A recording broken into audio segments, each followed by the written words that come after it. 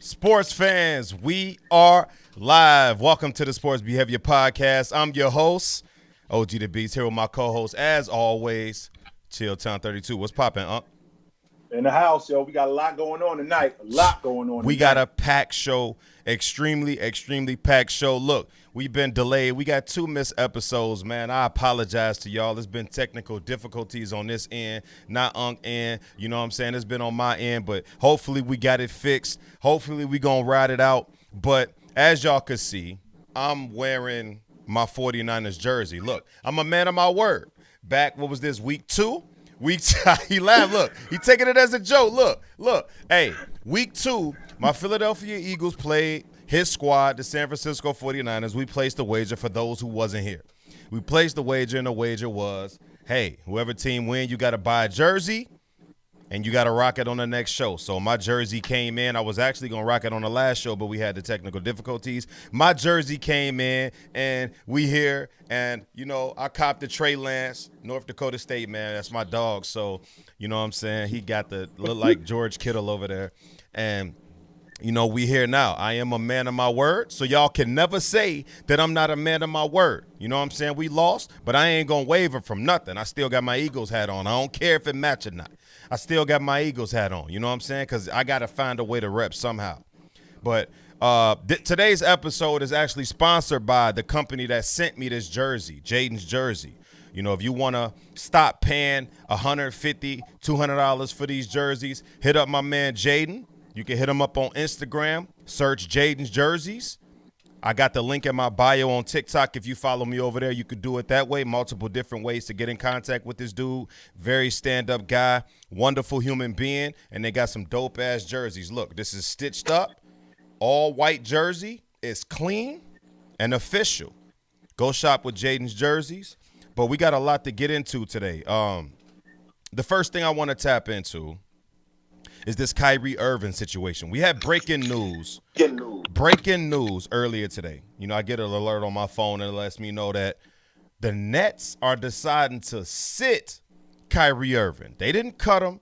They didn't release him. They didn't get rid of Kyrie. I haven't heard anything about whether or not they're going to trade the guy, but they sitting him. So I don't know if they done with him or not, because if, you know, for those that don't know, Kyrie was, hey, you know, he's unvaccinated. Doesn't believe in getting vaccinated, or at least forced to be vaccinated. We'll see how long that lasts. And there's 41 home games that he was going to miss due to not being vaccinated. And they were going to ride with it. Steve Nash was putting out notions that he was going to ride with it, and they was going to figure out a way to deal with having Kyrie for just half the season. Then they come out with this. So, my question to you is, how competitive can the Nets be in the Eastern Conference, and are they still the favorites to come out with Kyrie being essentially shut down? I still think that they are, and this is a classic case from just a work standpoint that we're not prepared to fire you yet. Yeah. So we're going to give you an opportunity to make this right, as opposed to we're just going to get rid of you and we're just going to wash our hands with the whole thing. Right. When you're in a situation where you're on a team and I got 10 guys or 11 guys that I'm running with, and the 12th guy goes, I'm not doing this. My initial thought isn't get rid of him. No. My initial thought is, what's going on? You got maybe the third eye. You might see something that I don't see. Talk to me.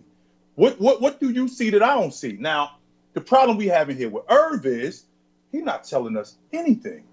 He's just not doing anything. I'm not taking this, and it's ripping at the fabric of the unit, because now the season is getting ready to start, and instead of us having to answer questions about the upcoming season, we got to deal with this, and it's an uncomfortable situation. Yeah, no doubt. So now I gotta start talking to you, not just talking to you. Remember now, the reason why Irving's here is because of Kevin Durant. So the reason why, and I gotta start talking to you about my man now. And that's an uncomfortable situation with me. So what they're doing is they're trying to give Irv an opportunity to make this right. Because one thing is going to happen. That's a fact. We doing this with you or without you, my man. Show. This is not a situation where you're going to hold the line up. We doing this whether you here or not. And we giving you plenty opportunity to be here with us. Now, we can't take away from who Irv is. 26 a game, 6 dimes, super nice with the 50, peel. 40, One of the 90. best. Come on, B. One of the best finishes in the You're game. missing a We lot can't without take this that. cat, man. You are missing a whole. The Nets are missing a whole lot. Like, and it's You hard can't. to. It's gonna be tough for these boys, huh? You can't take away from. You can't take away from what he brings to the unit. However, I talked about this a while ago. When my leader is unstable, that means my unit is unstable. And I can't have somebody like that on my unit because it not only attack the fabric of the unit, it could wreck us. Mm-hmm. So Irv got an opportunity here to make this right. Because understand something, nephew. They going without him. Yeah. They've already made this clear. You either with us or you not. So which one is it, my man? That's no doubt. And I believe, like I say, when it comes to the Nets in the Eastern Conference this year might be more competitive than it's ever been in the past decade. I mean, let's be realistic here. Yeah. Atlanta is a team to look out for. The Knicks made the playoffs last year for the first time in God knows how long. You got Milwaukee returning healthy, ready to roll. Mm-hmm. You got Philly, what they figured out, they Ben Simmons saga. He's returning. You got Chicago revamped, my squad with DeMar DeRozan, Lonzo Ball, all of these guys packed up, ready to go. You got Boston with another year of experience with Jaylen Brown and J-Tay, as I like to call them. I mean, you got Miami, the new look Miami, with these guys defensively. They're going to be probably the most fierce defensive team. I wouldn't be surprised if they was top 3 in defensive efficiencies and win shares this year as a unit with Jimmy Butler, Bam Adebayo, who's not MVP, but Defensive Player of the Year candidate early, in my opinion. A guy like Kyle Lowry, who's a fierce defender. A lot of people sleep on him. He's one of my favorite players. I mean, it's just so much to think about when it comes to the Eastern Conference this year. That's 8 teams I just named. You know what I'm saying? Well, think about what you just said. Atlanta was in the East Finals last year. We talking about, I think I got them at 6 or 7. That's how good the Eastern Conference is this year. And I'm afraid to say it, but as much as I love Kevin Durant, as much as I love James Harden, I don't think they have the requisite pieces around them to just do it by themselves to be a lock. Now, I'm not saying that they can't do it without Kyrie. That's not what I'm saying. But with Kyrie, it's almost like Christmas in August. You know what I'm saying? Like, we already know what the deal is. It's a lock. Yeah. These guys in the Eastern Conference is mighty, mighty, mighty competitive. Yes, they are. So we're going to see how this shapes out. But without Kyrie, it's going to be very tough for you Nets fans. I think they need to get it together. Kyrie needs to get it together and let this team know where he stands moving forward. Either you going to get the vaccine, put the bullshit to the back, get the vaccine, join your team, or you going to retire, or they should consider moving them to a place where this isn't a requirement, because I don't think this is league-wide, this not being able to play home game shit. I just think it fell in the laps of the situation that the New Jersey Nets are. I keep calling these guys New Jersey. Brooklyn Nets are in. I don't think that's league-wide, though. I don't think that's mandated league-wide. It's in California and it's in New York. That's it. See, it falls in the laps of where they are currently, which isn't a good look. So Kyrie, as a man, needs to step up and let them know if he's for real about not taking it, so they can get some type of compensation for him. You know what I mean? And move. Well, you got to take into consideration too here the season, because we're going back to 82 games. Let's not leave that out. So this is not a shortened season. This is a long season. So in the process of this being a long season, we're gonna have a lot of nonsense that we're gonna have to deal with throughout the season, right? So what we can't do is we can't get started like this. Not only can we not get started like this, we can't let this leak into the season. Right. Because we're already going to have enough nonsense that we're going to have to put up with, let alone the competition. Milwaukee is going to be back. Yeah. Philly is going to be back. Miami is going to be back. Boston is going to be back. Atlanta is going to be back. The Knicks are going to be back. So we got that to deal with. Hey, don't disrespect my squad. You say they name. And the Bulls are going to be back. Absolutely. I think the Bulls are going to be. I got them in the play-in tournament. But I think they're going to be. Yeah, I got them in the play-in tournament. Absolutely. Oh, we got to get into that on Friday. We absolutely got to deal with stuff like that as it is. So if I got my man in Irv, who is one of the main reasons why I came here, now I got to answer questions about his off the court affairs. That's an uncomfortable situation, and that's tearing at the fabric of our unit. And we don't want to get into that because you may slip up and say the wrong thing. You know, that's how the Tony Parker, Kawhi Leonard thing happened when Tony Parker and Manu and Duncan had to repeatedly answer questions about Kawhi Leonard's injury. And it got to the point where Tony Parker was just fed up and just gave him what they was looking for. Look, you know, he got a bruised thigh. I had a torn quad. And I recovered and came back faster than he did off a bruise.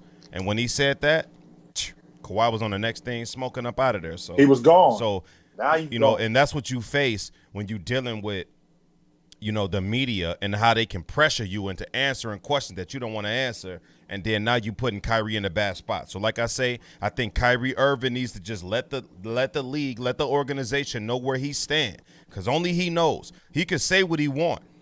But he needs to let the organization know where he stands so they can make the requisite moves to put themselves in line to compete for this title that they shall compete for. But either you with us or you're not. Yeah, that's it. That's point blank. Either you with us or you're not. You're taking a vaccine or you're not. And I'm not with it. I'm not against it. I feel them. I don't feel like anybody should be forced to take the vaccine. Do what you want to do. You're entitled to that. But you also have an obligation to your organization, so you need to make a decision. And if your decision is to get vaccinated, do that. Be with your team. If it's not to get vaccinated, retire from the National Basketball Association. Move on with the rest of your life. Nobody's forcing you to be here. But moving on, we got some issues in back-to-back consecutive weeks with head coaches in the National Football League.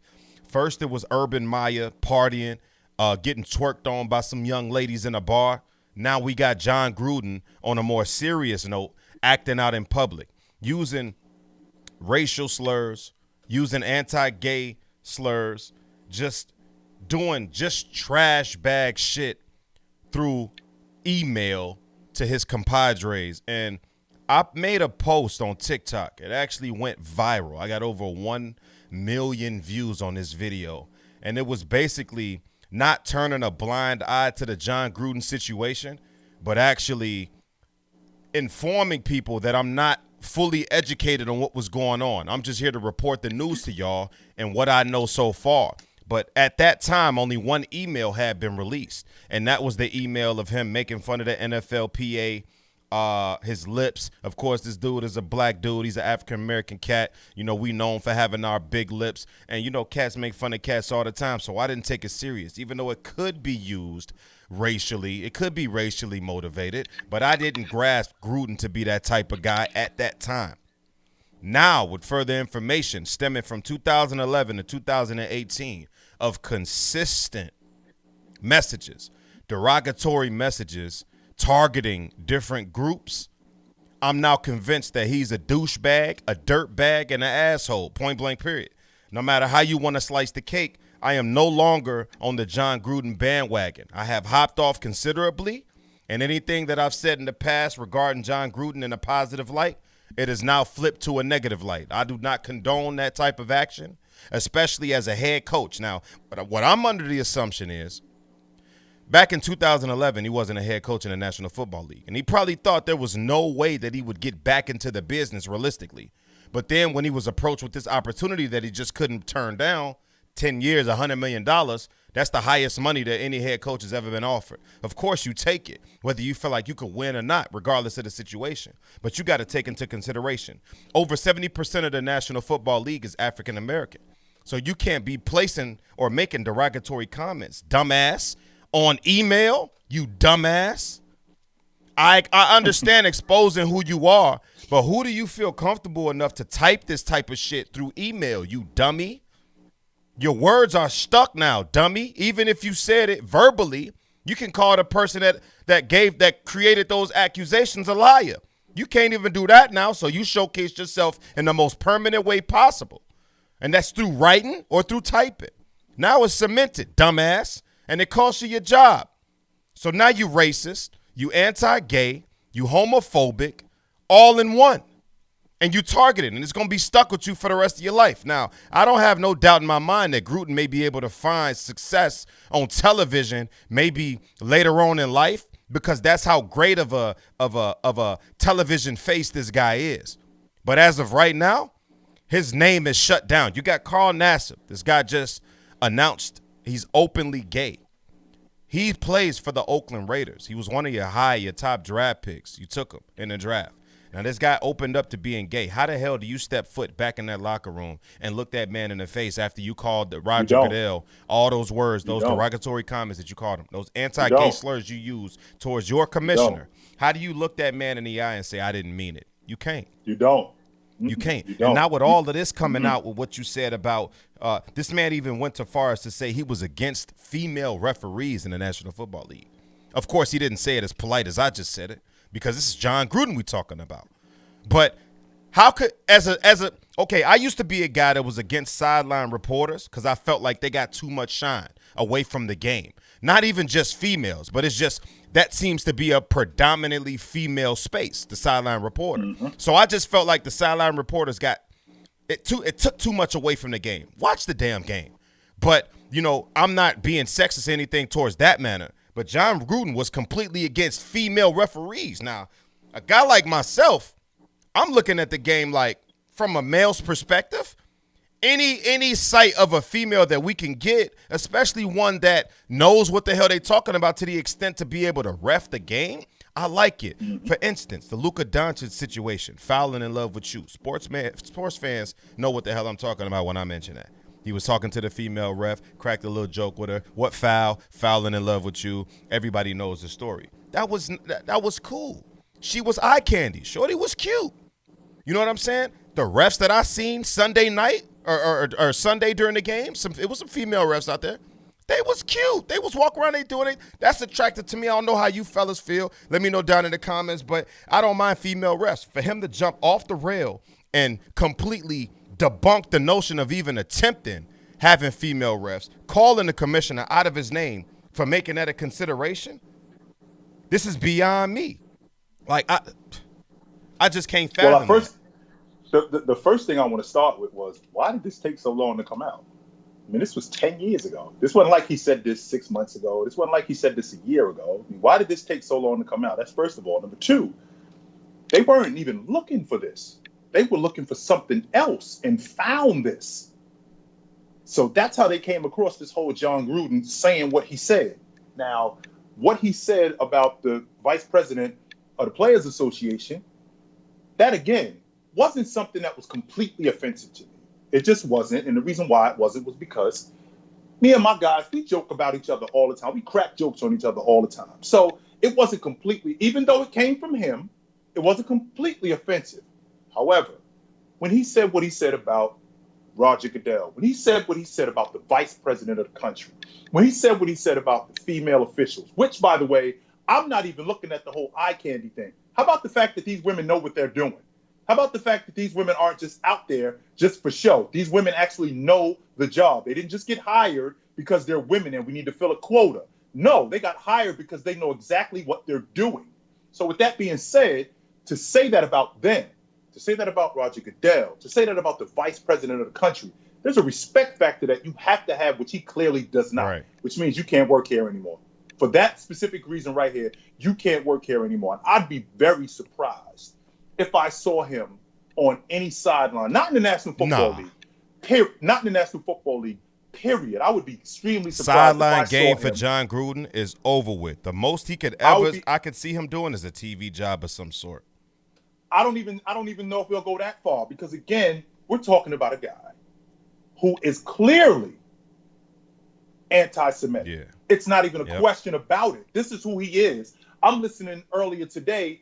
And Keyshawn Johnson told us 10 years ago that this dude was a fraud.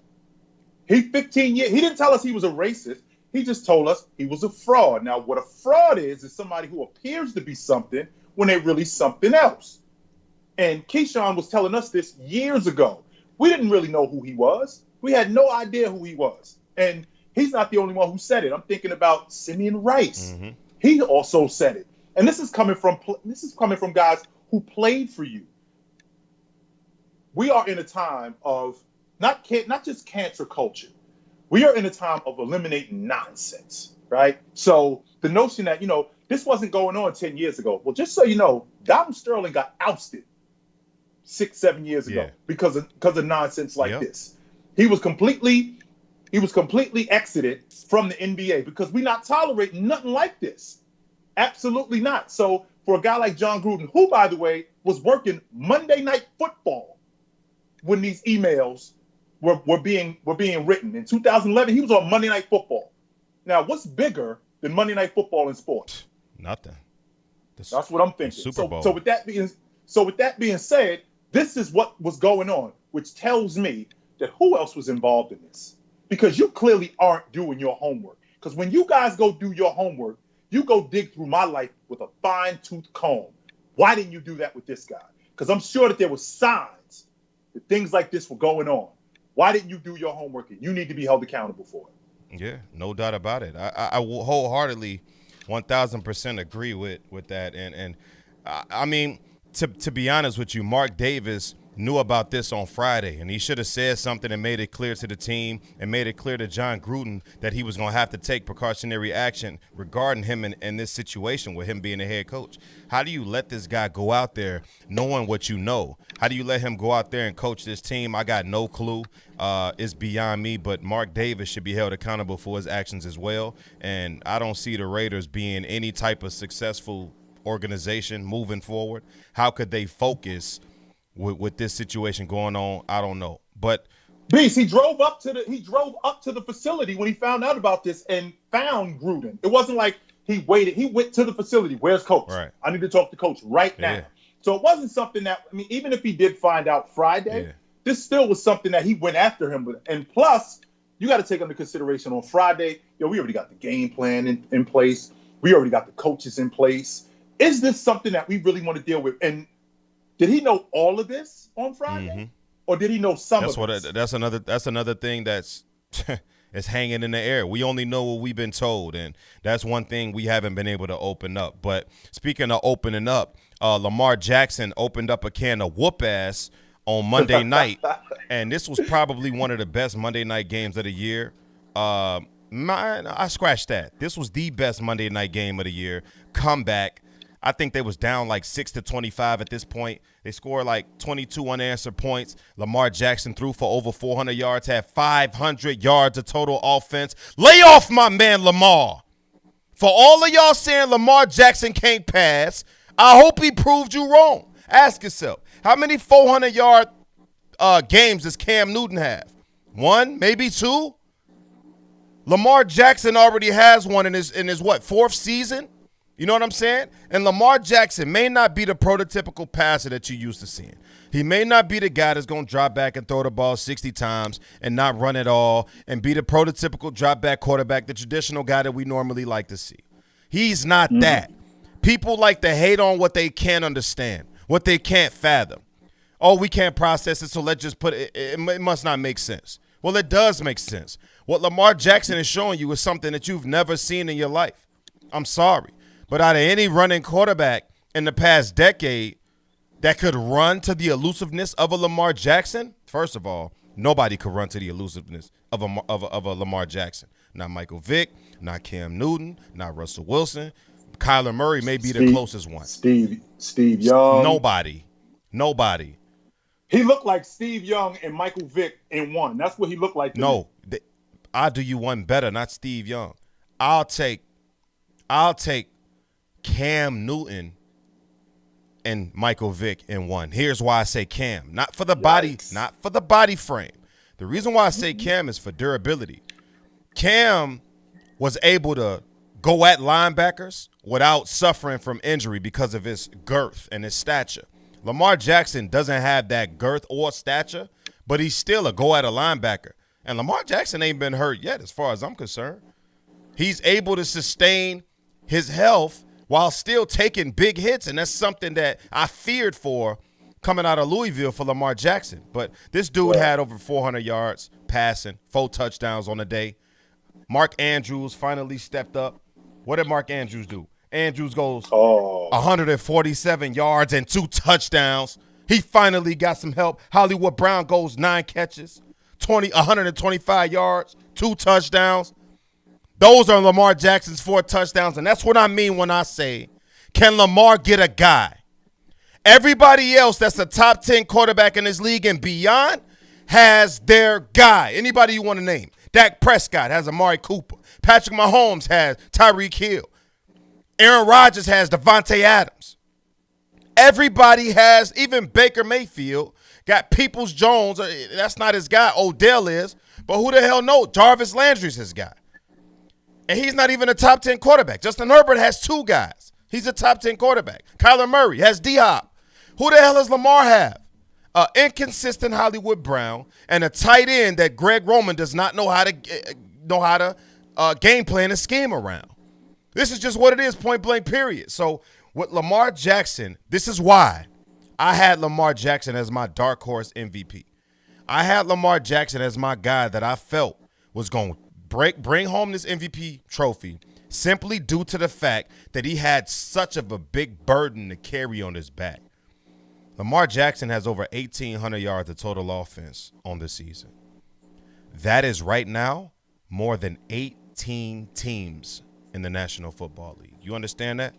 Lamar Jackson has more total yards by himself than 18 teams in the National Football League. Let that sink in.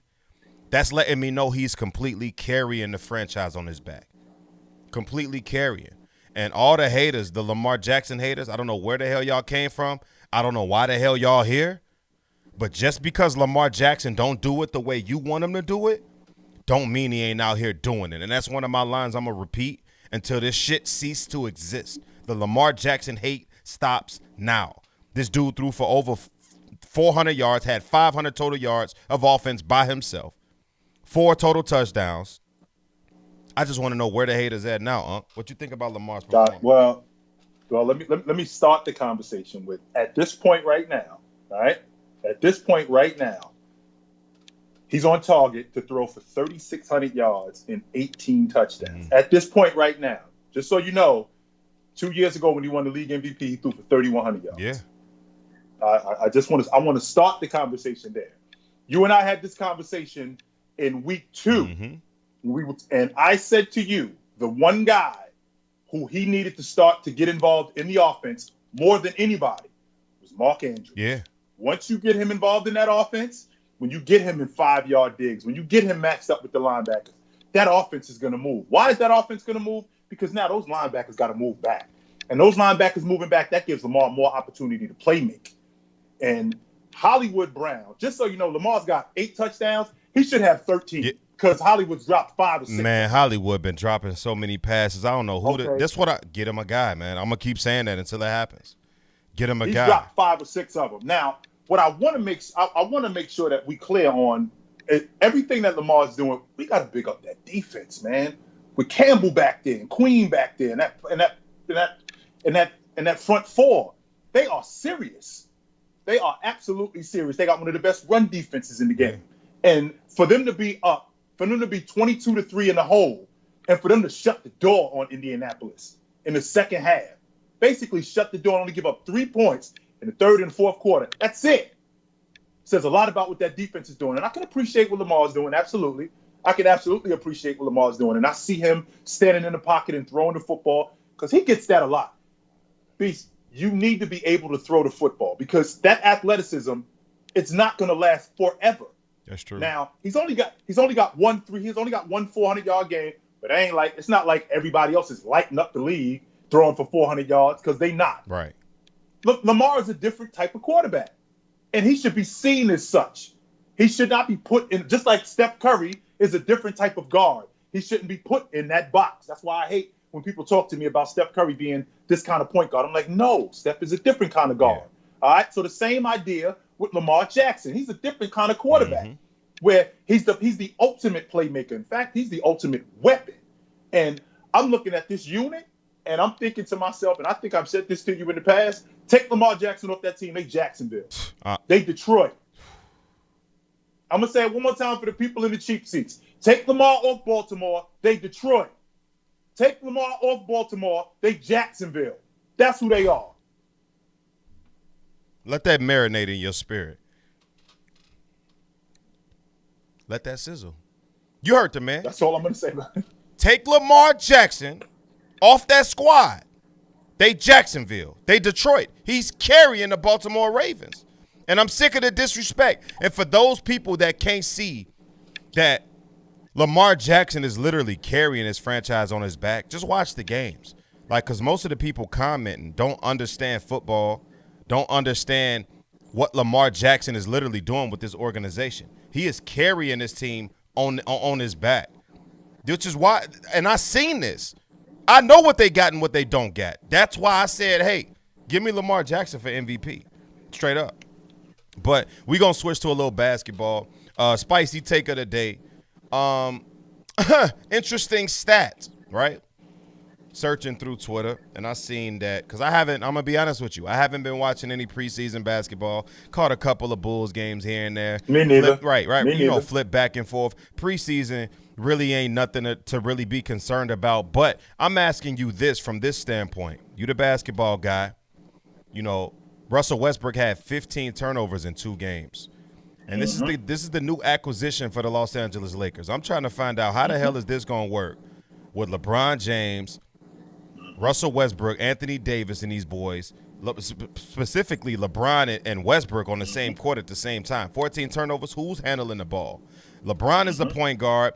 Russell Westbrook is the point guard. Who the hell is handling the ball for this team? Should we be concerned with 15 turnovers in 2 games?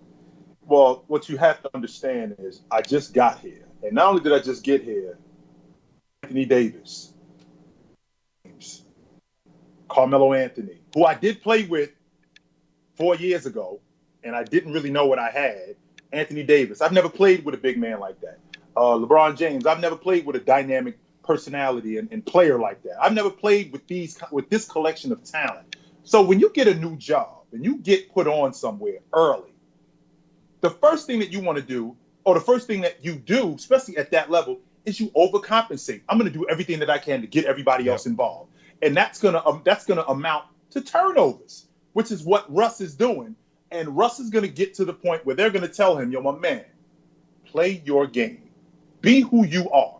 I know that you want to get me involved. I know that you want to get everybody else involved. But play your game.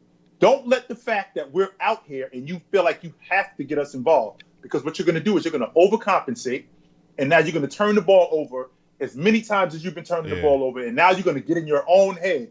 What this will do, because I'm looking at him on the same floor with LeBron James. When LeBron is on the floor, we can move LeBron to the 4, and we can get some pick and pop action. We can get some pick and roll action, which would be fantastic. Because if I can get Russ switched on to a 4-man and Russ can go after him, or if I can get James switched on to a 1 and James can go after him, oh man, we got it rolling.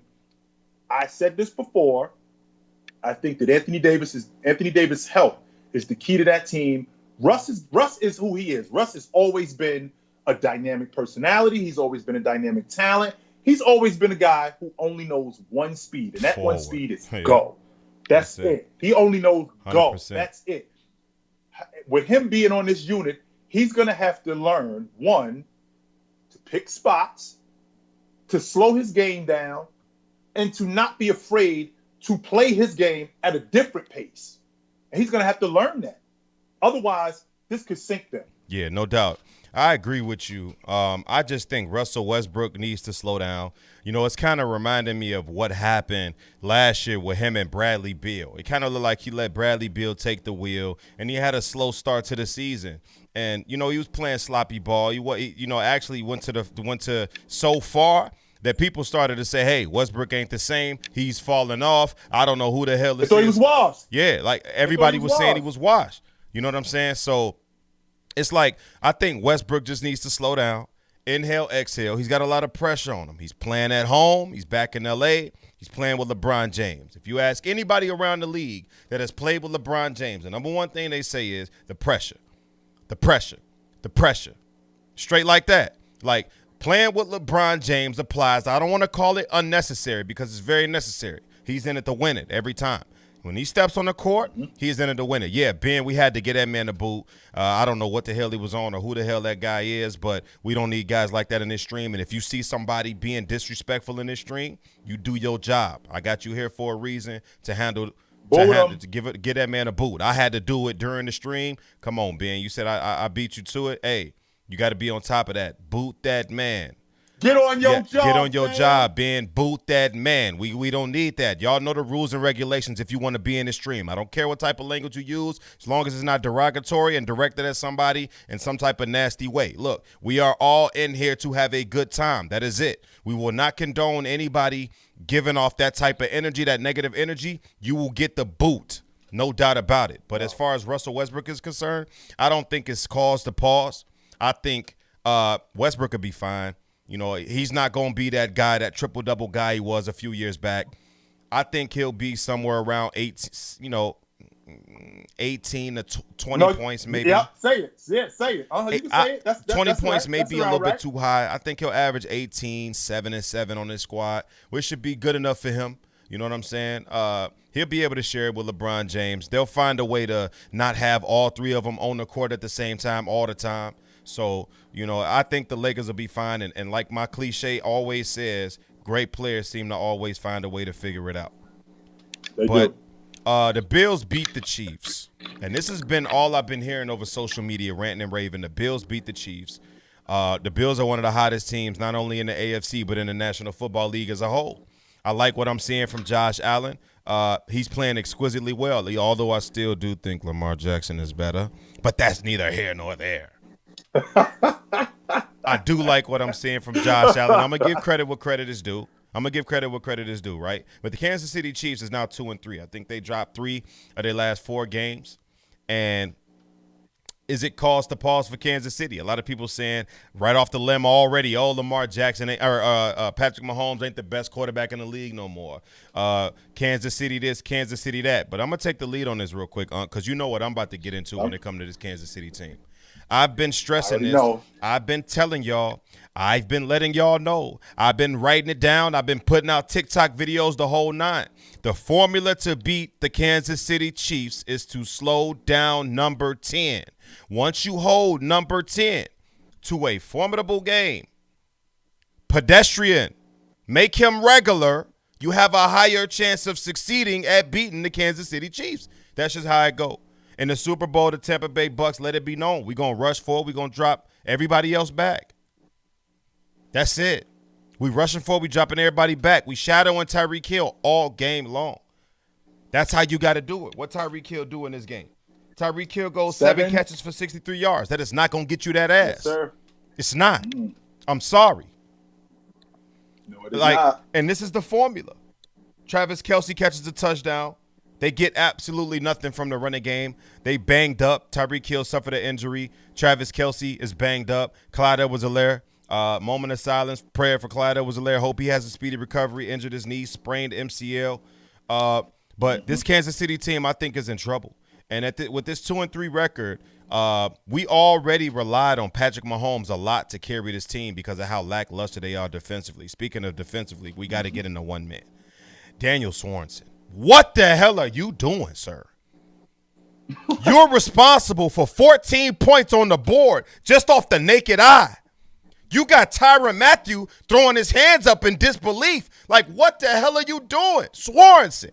He should be cut immediately. That man is Gabricio. He's just letting guys take the top off the defense. And this defense is already suspect. It's already suspect.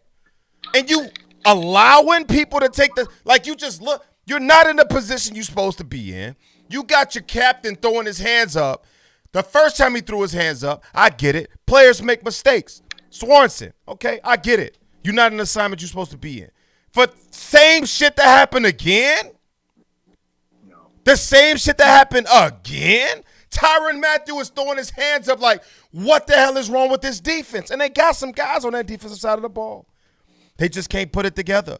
And the thing about it, Patrick Mahomes has been able to mask this defense's inability to stop anybody from the run or the pass with this offense. But when you depending on Patrick Mahomes this much to the point to where your defense doesn't allow these guys to even punt the ball, like they scoring every time they touching it, making it look easy. They're getting whatever the hell they want. Like, this is unacceptable, Kansas City. Y'all got to get it together if y'all want to compete in the AFC, because right now, it's not looking good for you. If I told you, I'm going to pose the question to you again. if I told you in week 1, Kansas City ain't making the playoffs. I would have did a backflip. I would have did a backflip. That's less than likely. I would have put everything in my bank account against that. The microphone would have been smashed. The headphones would have been smashed. Get off my I'm telling you. I don't ever want to see you again. All of that. Don't talk to me. Matter of fact, I don't want to see you in TikTok. I don't want to see nothing. I'm following you on TikTok. It's over with. I'm done. I'm done with you. I'm done with you. You stay away from me. You in particular. You stay away from me. So now we're looking at a situation where you got 7 teams that make the playoffs. You got your 4 division winners, and you got your 3 wild cards, right? So in the AFC East, Buffalo's winning that division. In the North, I think Cleveland's going to win that division. In the South, I think Tennessee's going to win that division. And in the AFC West, I think the Chargers are going to win that division. So now I got 3 spots, all right? 3 spots left. And I'm looking at the AFC West. I think Kansas City, are they better than the Raiders? Yeah. I mean, if you asking me, bro. Say it with your chest. Say it yes. With your chest. Okay. They are. Are they better than Denver? Denver has a way better defense, but offensively they struggle, which is gonna make the team struggle. So yes, I'm taking Kansas City over Denver. Okay, so they better than the Raiders, and they better than Denver. So that puts them in second place. So now I'm looking at the rest of the teams in the AFC East. Ain't nobody else out the AFC East coming out. That's Buffalo. In the AFC North, you got a 3-team race. You got Cincinnati, you got Cleveland, and you got Pittsburgh. All right, and then in the AFC South, ain't nobody coming out of there except Tennessee. So now we got 3 teams, and we got 4 teams, and we got 3 spots: Pittsburgh, Cincinnati, Cleveland, and Kansas City. Who's the odd man out? Between who? San Diego. No. San Diego. San Diego. Los Angeles. The Chargers win the AFC. They win the AFC South. All right. No doubt about it. Yeah.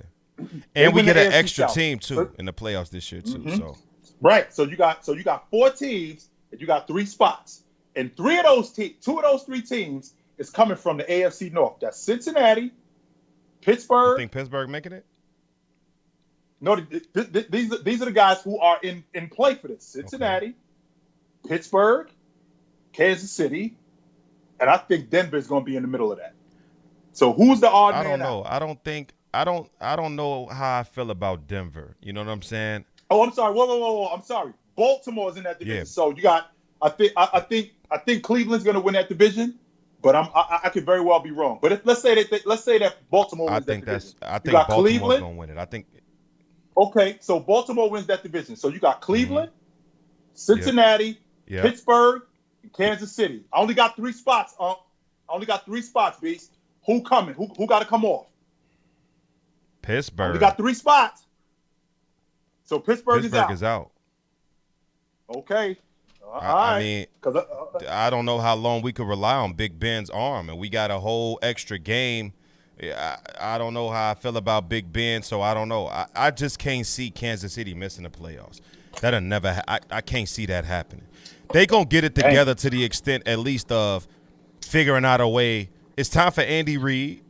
It's time for Eric Bieniemy to hit the books, and they gotta draw because players is catching on, man. They done caught on to what Tyreek Hill like to do, and they done figured out how to stop it. This has been too consistent this season now. This is like his. It just looked like everything. The game plan against them, it looked like everything was underneath for Tyreek Hill. He ain't beating us long. Everything's going to be right in front of us.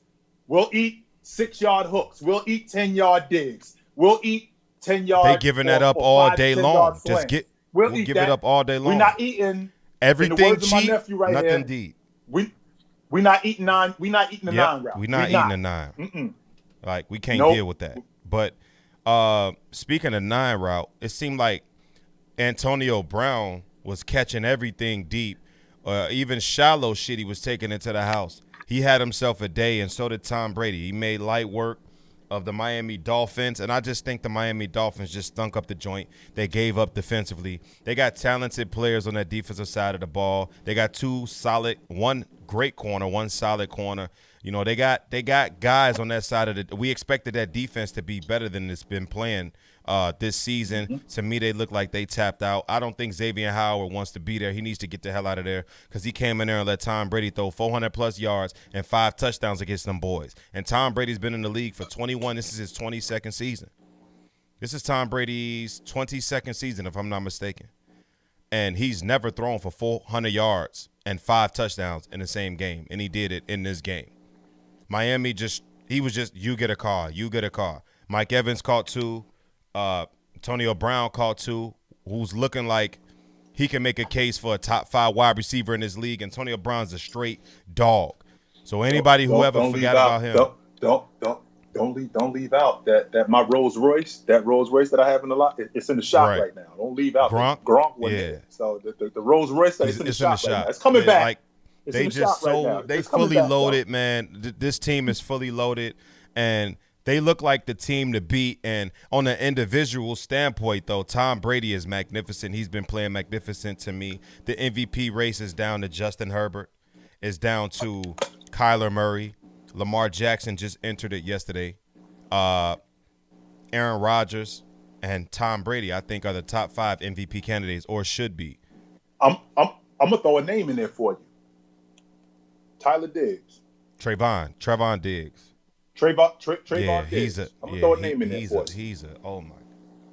He's a dog. But get back to what you were saying. We're going to get to him later on in the show. We're going to get to that in a minute. He's a dog, though. But I want to ask you, those are my top 5 MVP candidates. I mean, where do you got Tom Brady in that race? Well, you and I had this conversation before the season started. We had this conversation before the season started, and you turned up your nose to me. You scrunched your face up at me when I told you that if this continues, there's going to be a flight to Los Angeles, and the Tampa Bay Buccaneers are going to be on it, and Roger Goodell's going to hand over the league MVP trophy to Tom Brady. You turned your nose you up did to say me. It. Like and I'm looking at this dude, and he looked like 2008 Tom Brady. He looked like 2009 Tom Brady. He's just standing in the pocket. You get a car. You get a car. You didn't eat yet? Okay, you're next. I'll get to you in a minute. You just hang on. That front 4 that they have, that defense that they have, is lights out. I think what happened with the Rams, I think that's an anomaly. And I think that the Rams are a team that they've been successful. The Rams have been successful against Tampa, but I think that that's it. I don't think and this isn't me going week to week. As long as this team stays healthy, I think Tampa is the class of the NFC South. And I love Jameis. I'm a huge Jameis fan. I love him. That's my dog. But I think they're the class of the NFC South, and I think that the road to the bowl game in the NFC, you got to get on a plane and you got to come to South Florida. It's that simple. When I think about league MVPs right now, Tom Brady's at the top of the list. Right behind him, you already know that. You got a man crush on Jamar Chase. I got one. My man crush is Justin Herbert. Yeah. So I got a man crush on Justin Herbert. And right behind him is Trayvon Diggs. And like I said, we're going to get to him in a minute. He's such an animal. Like, Trayvon Diggs is not one to be slept on. But I want to play a little game right quick, right? Let's play general manager. The Detroit Lions are 0-5. A notoriously Gabricio franchise. They've been garbage for a long, really, really long time. They've been garbage. Head coach Dan Campbell goes up on the press conference, and he's actually in tears because of the fight that he sees this team play with. And they have been resilient. It's been some close games. They've been losing in a very Detroit fashion. Last-second field goals, playing great defense the whole game, and then they'll lose the game 14-17 because they gave up a field goal. And it's like, I want to know, it's been a lot of franchises that have turned the tide around, even if it's only for a season, right? Carolina was terrible. They came back with Cam Newton. They go to the Super Bowl. Cleveland was terrible, notoriously bad for so long. They have a small stint with the quarterback. I can't recall his name. Threw for 30-something touchdowns in a year. Made the playoffs a little over a decade ago. Then they go through a drought again, have a resurgence. Jason Campbell, you talking about. Have a resurgence with Baker Mayfield with the number 1 pick, and now they figured it out. And I think Detroit needs to pay attention to what teams like that did and what made them be successful at the end of the day. The cliche is games are won in the trenches. And I think in order to fix Detroit Lions' problems and issues, stop drafting offensive players, stop drafting defensive players, except if they play on the defensive and offensive line. I think that is the way. Build your foundation before you can get, accessories. Get the necessities. And you can't do nothing without an offensive line, and you can't do nothing without a pass rush. That's what take a look at Cleveland. That's what they did. They built their offensive line. Joe Thomas retires. They built up this offensive line. Now it's the best O-line in the league, right? They built up Cowboys. They built up Cowboys. They was nothing. They went from nothing to something. Built up that offensive line. You seen success started to happen. Same thing, back to the Browns. They build up the defensive line, take Myles Garrett with the first pick. Like, he's a dog. They go out and get Jadeveon Clowney. They got guys on that defensive side of the ball that can rush the passer. Like, it's two things you need in the National Football League. Stop the run and pass rushers and sack the quarterback. If you can't do nothing else, you should be able to sack the quarterback. So, for Detroit, as a team that's been 0-16 before, Cleveland is a team that's been 0-16 before. Follow that pattern. Follow that rhythm. Build your foundation and let the rest speak for itself. How you think they can come back from this? Well, the first thing that I think is, how about we open up the playbook? That's how about that? How about we open up the offensive playbook? I'm looking at Jamal Williams, 11 carries a game. 11 carries a game, 78 yards. That's backup numbers. This is your starting running back. These are his numbers. 11 carries a game. All right. Jared Goff was in the Super Bowl.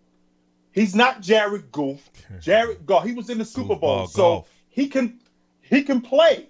That's first. You got weapons on offense. Hawkinson and Jared Goff and Cephas. You got players on offense. How about we open up the playbook and see what we can do with these guys? What do we have to lose? That's true. It's not like we 6-0 and we're trying to hold on our position. We are trash. So let's try and see what we can get. Open up the playbook. Not to mention this coach that you have, the theatrics. To be quite honest with you, I don't mind the theatrics, and the reason why I don't mind the theatrics is because he looks like he knows what he's doing. The games that they've lost, they've been in those games. The game that they lost against Green Bay, they just ran out of gas. The game that they lost against Baltimore, a 66-yard field goal, and they held Baltimore to 16 Such a points. Detroit way to lose. They held them. Same thing with Minnesota. They held Minnesota to what? 16 points. So that defense is doing their job. Saying. They showing a lot of fight. How about we open up the playbook and let's see what we got on offense and stop treating these guys like they look right now. You treating them like backups, so that's what they look like.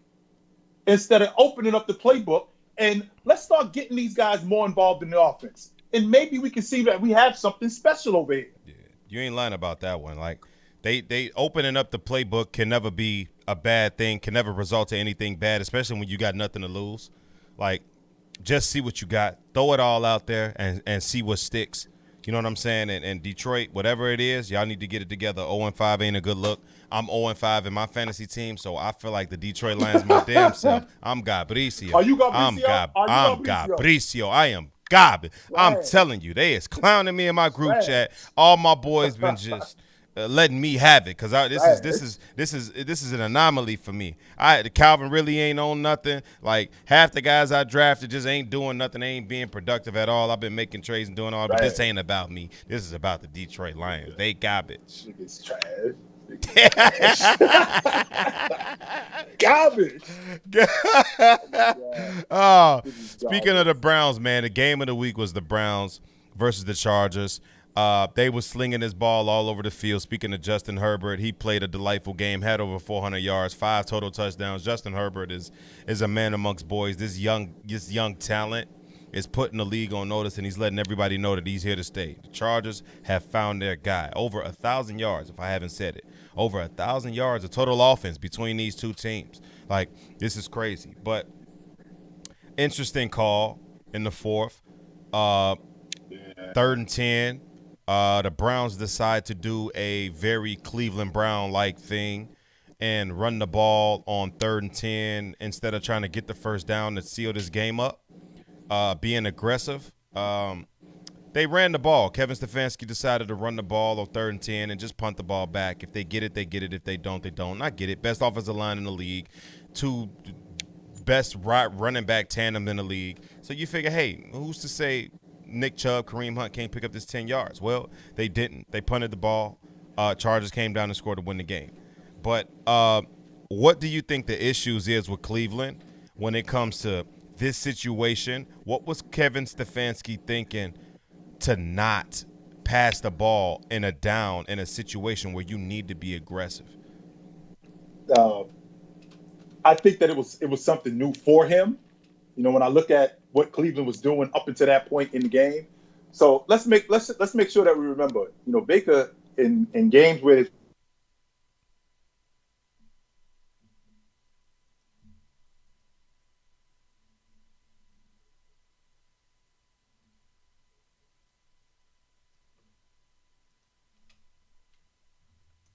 Okay, Unc, just pause this out. Okay, something.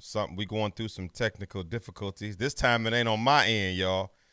If y'all can see me, give me a thumbs up. Give me a W. Let me know y'all still can see me. Let me know I'm still live. Yeah. I think Unc tapped out on us. Let me see if I can get him back in here, so y'all can see me. So we good. But let's see if we can get Unc back up in this piece. Let's see.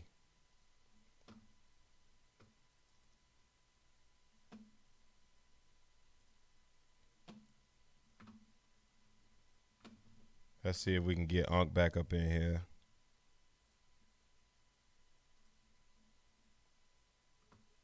Something going on here. W's in the chat. Y'all can see me. That's good. That's good. But yeah, what source do we use for the show? We use Skype. Yeah, we use Skype to get us in here. But if we can't get Unc in here, we just gonna you know, you see his face.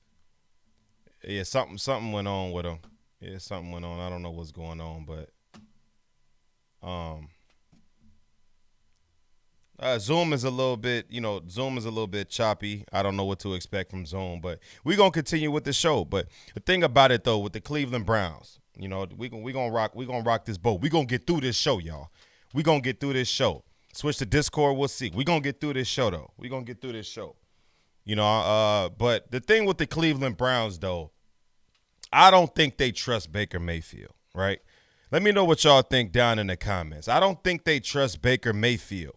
For Kevin Stefanski on 3rd and 10 to not allow his quarterback to throw the ball to ice the game up, I think is blasphemy. And I'm not saying Kevin Stefanski should be fired or looked at differently in this kind of light, but I just think it's an indictment on Baker Mayfield. You know, I don't think they fully trust him. And I was talking to my boy Cardell, who's a big Cleveland Browns fan. He's from Cleveland, Ohio. Shout out to my man Cardell. But, you know, he was basically saying Baker should get his respect. But at the same time, you asking me to respect Baker, but you telling me, hey, why don't we throw the ball more? Well, there's the answer. Baker doesn't deserve that respect, point blank, period. The Cleveland Browns' success is going to lie in the hands of Baker Mayfield, regardless what you think about this offensive line, regardless what you think about these top 5 running backs that they have in the backfield, in my opinion. These guys are on their own teams, respectively. They'd be rushing for over 1,200 yards per season. That's just my opinion. But Kevin Stefanski does not have faith in Baker Mayfield, and it's evident. It's obvious. It's showing. You know, so the success of the Cleveland Browns is in Baker Mayfield's hands, in my opinion. And the Cleveland Browns is only going to go as far as Baker Mayfield takes them. I'm from Cleveland. We sick of him being inconsistent. That's what I'm saying. And it's not just you. It's the entire Cleveland Brown fan base. And obviously, if the head coach doesn't let you seal the game by throwing it on 3rd and 10, which is an obvious passing down in that situation, because it costs you the game. It's an obvious passing down in that situation. But Odell Beckham, all the offense that was had in this game, Odell Beckham had 20 yards, 30 yards. He's too much of a talented receiver to, okay, Chilltown may be coming back. Let's see. Unc, you there? Yeah, I'm good. My you fault. Good? Yeah, yo, we had a little situation, but I'm straight. Okay, I apologize. Let's see if we can get you back in here. Yeah, my fault. Yeah. Live TV, folks. Live TV. I kept the show rolling. Rolling, baby. Live TV, folks. My fault. Here we go. Live TV. Yeah, but we was basically just talking about Baker Mayfield. Welcome back to the show, Unc.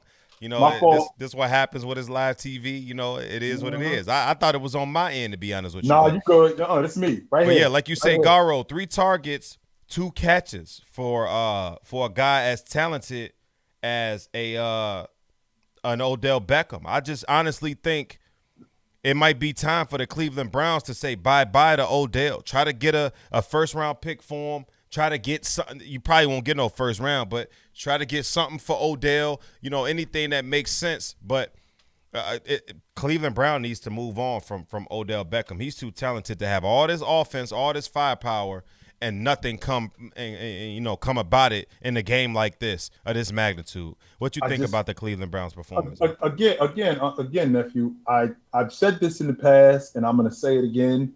There's something going on with Baker Mayfield and Odell Beckham. I can't put my finger on it, but it just isn't working. And you would think that it would, considering what kind of talent he is and what Baker has been doing with his group. You would think that Odell could step right into that and he could just mesh, but it just hasn't been working. Yeah.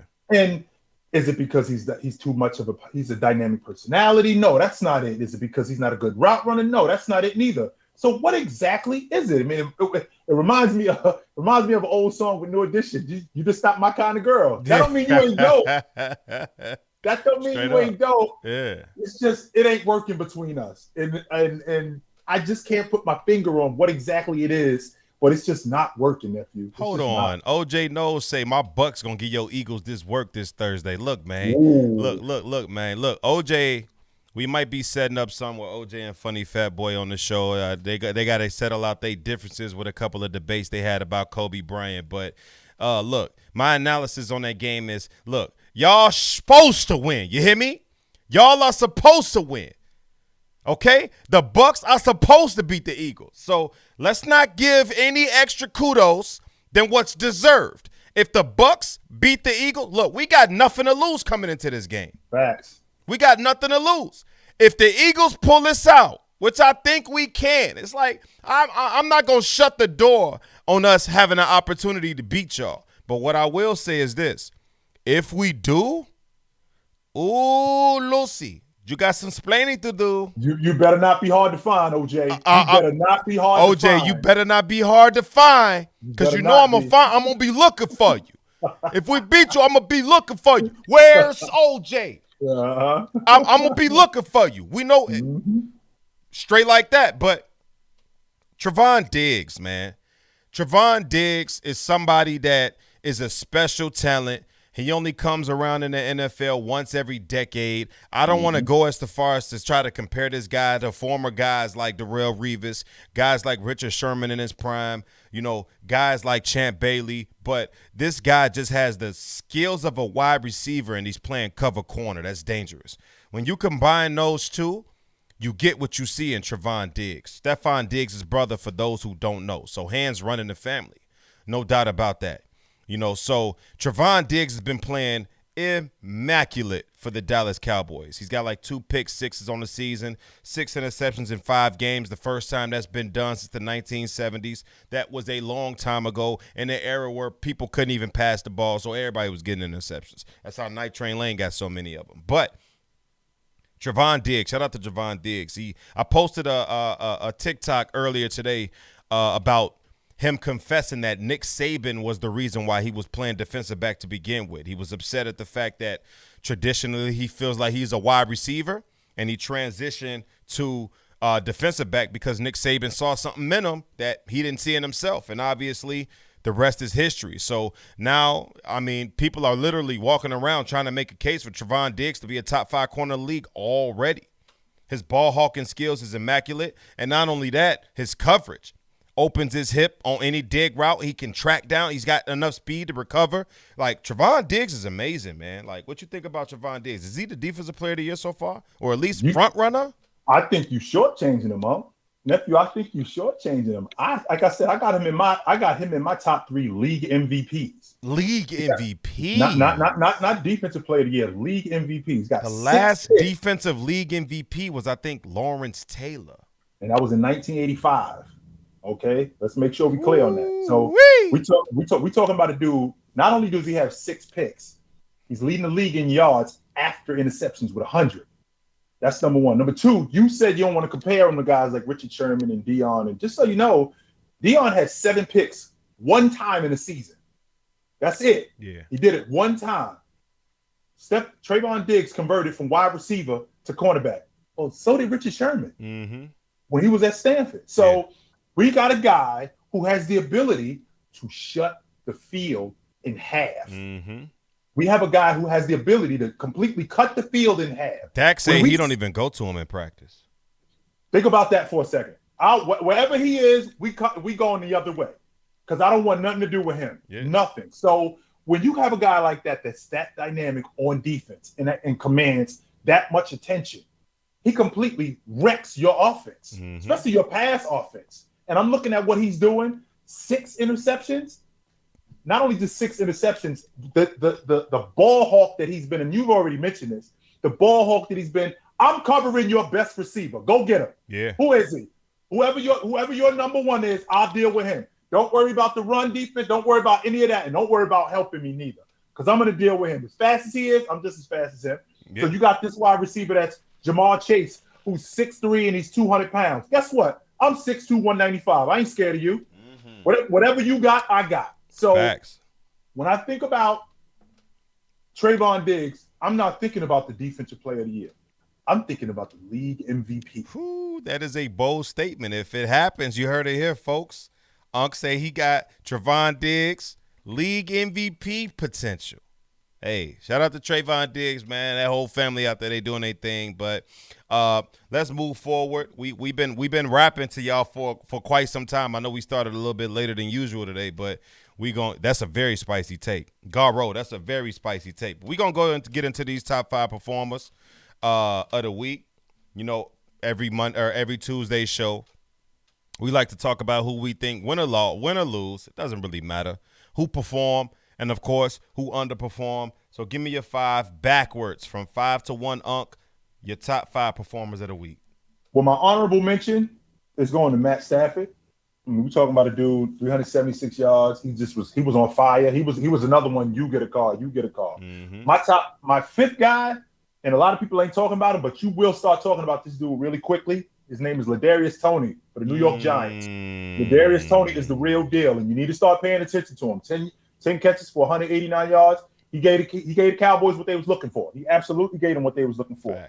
Number 4, the guy I've been talking to you about since day one, Mark Andrews. Mark Andrews has become an integral part of what that Baltimore offense is. He's become huge for them. Number 3, Tom Brady. What else can I say? Just Tom Brady. Tom Brady is absolutely that dude. And number 2, Nick Chubb, man. Shout out to Nick Chubb, yo. 161 yards. I'm a huge fan of the ball carrier. Yeah. And that's who Nick Chubb is. Nick Chubb is a ball carrier. Give me the pill and I'll run it. Yep. And the number 1 guy, I mean, in the words of my nephew right here, what's understood. Don't need to be explained. Lamar Jackson. Yep. No doubt about it. Mine is pretty similar to yours, but, you know, we got a few things switched up. I got Derrick Henry. Derrick Henry goes 133 touchdowns. He just carries this team on his back. Like, they go as far as Derrick Henry goes, and he's durable as hell. Not only can you not bring him down, but you can't physically bring him down as far as health-wise. He's going to maintain consistency with being on the field. He's always there, and he's available. And as long as he's available, the Tennessee Titans have a legit shot at winning that game. At 4, I got Mark Andrews. 147 yards, 2 touchdowns. The man was a stud. Like, Mark Andrews. This is what we've been waiting for. If you can be consistent like this for Lamar Jackson, at least give him somebody serviceable. I mean, think back to Mike Vick. He had Algie Crumpler. You know what I'm saying? Like, at least give him some. Drew Brees, he might have not had great wide receivers, but he had Jimmy Graham. You know, at least give him something serviceable to continue on. But at 3, I got Antonio Brown. He goes 7 for 124 and 2 touchdowns, showing everybody that he's still one of the best wideouts in the league. Antonio Brown is unmatched, untouched, and if he was on his team by himself, like put him somewhere that needs a wide, put him on Jacksonville, or put him on Baltimore. Give Lamar Jackson Antonio Brown, and put him next to his cousin Hollywood. Now we speaking. At 2, I got Brady. Insane in the membrane. Tom Brady is the GOAT, and he's been doing goatish things all season long. 5 touchdown passes, 2 to Antonio Brown, 2 to Mike Evans. It's just it don't even matter. It's whoever's day, whoever week, and number 1, like I always say, what's understood don't need to be explained. Lamar Jackson, he balled out. 500 yards of total offense, 4 total touchdowns. Lamar Jackson is a stud. Now, let's get into the underperformers, Uncle. Who you got? I'm gonna start the conversation with kickers. Oh, I forgot about that. Evan McPherson for Cincy and Rodriguez Blankenship. You got one job. That's it. I don't ask you to tackle. I don't ask you to throw the football. You got one job. Do your job. That's all I'm asking you to do. I'm not asking you to do much. Do your job. Number 4, Kansas City defense. In the words of my nephew over here, Gabricio. These dudes is trash, man. Y'all can't stop a nosebleed. On any level, these dudes are trash. And number 3, Dalvin Cook. Yo, my man, can you hold up? Can you stay healthy? Where are you? I think the main reason why Minnesota isn't performing the way that they need to or the way that they can is because of him. And they'll have him. And if he can't hold up, this is what becomes of Minnesota. Absolutely. Number 2, Patrick Mahomes. Patrick Mahomes. You gotta be better than what you are, my man. Absolutely. You have to be better than what you are. 3 turnovers just in this game alone. 3 turnovers, 2 picks and a fumble. Take care of the football. Yeah. You are the primary ball handler. You are the guy that we look to generate offense. And when you turn the football over, you give us no opportunity. You ain't lying about 0. that one. And number 1, and this cannot be understated. Jon Gruden, just go, man. Just bounce. That's all I'm asking you to do. I'm not asking you to explain anything. I'm not asking you for any sort of apology. I'm not asking you to try to make amends. Just go. Keep it moving. That's all I'm asking. Just go. At 5, I got Tyreek Hill. This offense has to figure out a way to get this man back into the game. Tyreek Hill is a dynamic receiver, probably the most dynamic in the league. You have to get him involved if you want a legit chance to win. At 4, I got Damian Harris. He's been poo-poo on the stick. He keeps putting the ball on the turf. I don't know what's going on for Damian Harris. This is a guy that I thought was going to lead the league in touchdowns from the running back position, and he's been the complete opposite of that. At 3, I got the Miami Dolphins defense. They completely gave up against the Bucs. I don't know what they were doing. They just allowed Tom Brady to do whatever the hell he wanted to do, whenever the hell he wanted to do it. Miami does not look motivated, and it doesn't look like these guys are ready to play. I don't think they're going to win many games. At 2, I got Swanson. We talked about Swanson earlier. Daniel Swanson of the Kansas City Chiefs, safety. This man is Gabricio. He single-handedly put 14 points on the board for the Buffalo Bills. This is unacceptable. I probably would be hollering right now if my voice wasn't dead from the Deontay Wilder fight. Like, my voice hurts right now, so I'm trying to be light. But Daniel Swanson, you are Gabricio, sir. They should cut you. Like, you're that trash. Like, my God. You over him like that? You over him like that? They should cut. Like, you got your captain doing it, bro. Like, what's up with you? Like, what's up with you? Like, they should cut you, bro. Like, real talk. You killing us right now. Like, single-handedly. It's not like you're getting mossed. That's one thing. If you're just getting beat. But, bro, these cats is wide open because you're not playing your zone. Like, wide open. Like, wide open. 15 yards of separation. You're killing us. And number 1, what's understood don't need to be explained. Jon Gruden. Get your ass out of town. Man. You got to Just go. Just go, Kiss the game goodbye. Jadakiss first album. Point blank Just period. Go. We're going to wrap up the show with a segment we like to call Questions from the Fans. Y'all already know what to do. Rain these questions in. Let me and Unc get a couple of questions out the way for us to get on up out of here and enjoy the rest of our nights. Rain them in, fellas. Rain them in. Rain them in. Let me see. Let me see what y'all got.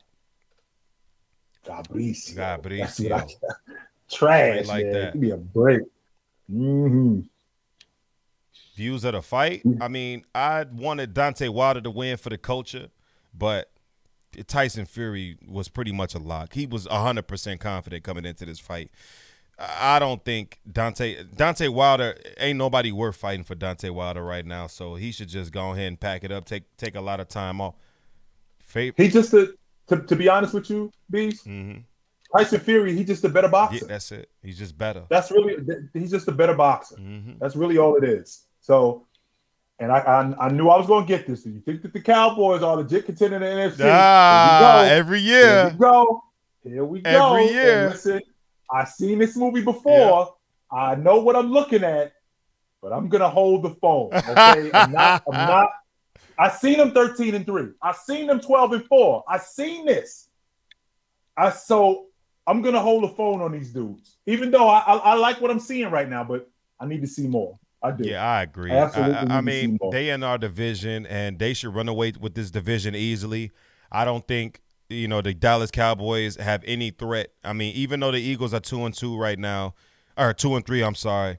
I don't think we got Tampa Bay coming up. We not gonna beat these cats. It's gonna be tough. If we do, I'd love to see it, but realistically speaking, I don't think it's gonna happen. But if it does happen, I'd love to see it. But they should run away with the division. How far do you think the Cowboys can go? We'll wait and see. I'm not even gonna try to put a prediction on that. Wilder has no boxing skills. That's facts. He just relying on that right hand. Do you think J.J. Watt is washed? No. Even though it may not be shown on the sack department, pay attention to what J.J. Watt has been doing. If you look at the film, J.J. Watt is getting a lot of pressures, and he's still getting off his man, getting to the quarterback. It's just the numbers ain't piling up. He's not as fortunate to be, rewarded with sacks. But go watch some J.J. Watt film. He's still getting off the blocks. He's still doing his thing. Any chance we can get more of you two than just 2 days if possible? We'll see. We'll try to work something in, maybe on TikTok. Yeah. We'll see where it goes. But I thought 2 days would be plenty for y'all. I didn't think y'all wanted to see our faces more than 2 times a week for an hour and a half.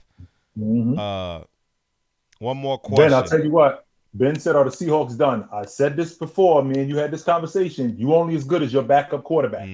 That's as good as you are. So I'm looking at this Seahawks team. We talking about Russ gone for a month minimum, maybe 2. This could sink them.